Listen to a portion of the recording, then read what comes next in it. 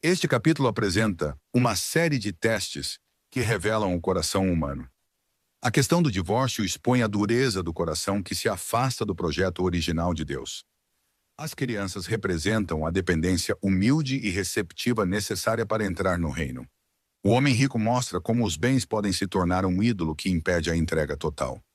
A ambição dos discípulos por posição contrasta violentamente com o anúncio da cruz, e Jesus redefine o poder como serviço sacrificial. A cura de Bartimeu no final é um símbolo de esperança. A verdadeira visão espiritual vem do reconhecimento de Jesus como o Messias sofredor, filho de Davi, e do clamor persistente por sua misericórdia. O caminho para Jerusalém é, portanto, o caminho do serviço e do sacrifício, que inverte todas as lógicas mundanas. Evangelho de Marcos, capítulo 10. Levantando-se Jesus, foi dali para o território da Judéia, além do Jordão. E outra vez as multidões se reuniram junto a ele, e de novo ele as ensinava segundo o seu costume. E aproximando-se alguns fariseus, o experimentaram, perguntando-lhe: é lícito ao marido repudiar sua mulher? Ele lhes respondeu: que vos ordenou Moisés? Tornaram eles: Moisés permitiu lavrar carta de divórcio e repudiar. Mas Jesus lhes disse: por causa da dureza do vosso coração, ele vos deixou escrito esse mandamento. Porém, desde o princípio da criação, Deus os fez homem e mulher. Por isso deixará o homem a seu pai e mãe, e unir-se-á à sua mulher. E com sua mulher serão os dois uma só carne, de modo que já não são dois, mas uma só carne. Portanto, o que Deus ajuntou, não separe o homem.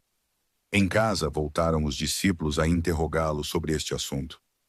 E ele lhes disse: quem repudiar sua mulher e casar com outra comete adultério contra aquela. E se ela repudiar seu marido e casar com outro, comete adultério. Então lhe trouxeram algumas crianças para que as tocasse, mas os discípulos os repreendiam. Jesus, porém, vendo isto, indignou-se e disse-lhes: deixai vir a mim os pequeninos, não os embaraceis, porque dos tais é o reino de Deus. Em verdade vos digo, quem não receber o reino de Deus como uma criança de maneira nenhuma entrará nele. Então, tomando-as nos braços e impondo-lhes as mãos, as abençoava. E pondo-se Jesus a caminho, correu um homem ao seu encontro, e ajoelhando-se perguntou-lhe: bom mestre, que farei para herdar a vida eterna? Respondeu-lhe Jesus: por que me chamas bom? Ninguém é bom senão um, que é Deus. Sabes os mandamentos: não matarás, não adulterarás, não furtarás, não dirás falso testemunho, não defraudarás ninguém. Honra a teu pai e tua mãe. Então ele respondeu: mestre, tudo isso tenho observado desde a minha juventude. E Jesus, fitando-o, o amou e disse: só uma coisa te falta.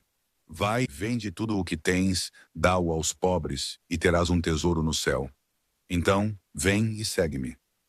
Ele, porém, contrariado com esta palavra, retirou-se triste, porque era dono de muitas propriedades. Então Jesus, olhando ao redor, disse aos seus discípulos: quão dificilmente entrarão no reino de Deus os que têm riquezas. Os discípulos estranharam essas palavras, mas Jesus insistiu em dizer-lhes: filhos, quão difícil é para os que confiam nas riquezas entrar no reino de Deus? É mais fácil passar um camelo pelo fundo de uma agulha do que entrar um rico no reino de Deus. Eles ficaram sobremodo maravilhados, dizendo entre si: então, quem pode ser salvo? Jesus, porém, fitando neles o olhar, disse: para os homens é impossível, contudo, não para Deus, porque para Deus tudo é possível. Então Pedro começou a dizer-lhe: eis que nós tudo deixamos e te seguimos. Tornou Jesus: em verdade vos digo que ninguém, a que tenha deixado casa, ou irmãos, ou irmãs, ou mãe, ou pai, ou filhos, ou campos por amor de mim, e por amor do Evangelho, que não receba já no presente o cêntuplo de casas, irmãos, irmãs, mães, filhos e campos, com perseguições, e no mundo por vir, a vida eterna. Porém muitos primeiros serão últimos, e os últimos primeiros. Estavam de caminho, subindo para Jerusalém, e Jesus ia adiante dos seus discípulos. Estes se admiravam e o seguiam tomados de apreensões.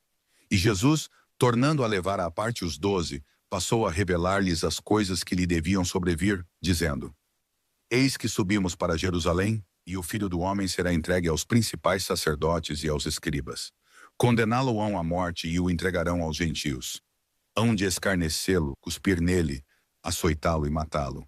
Mas, depois de 3 dias, ressuscitará.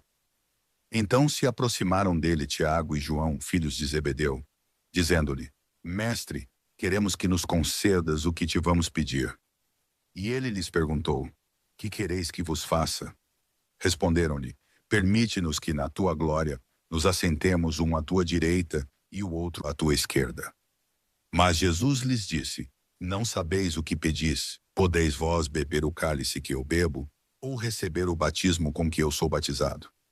Disseram-lhe: Podemos. Tornou-lhes Jesus: Bebereis o cálice que eu bebo, e recebereis o batismo com que eu sou batizado.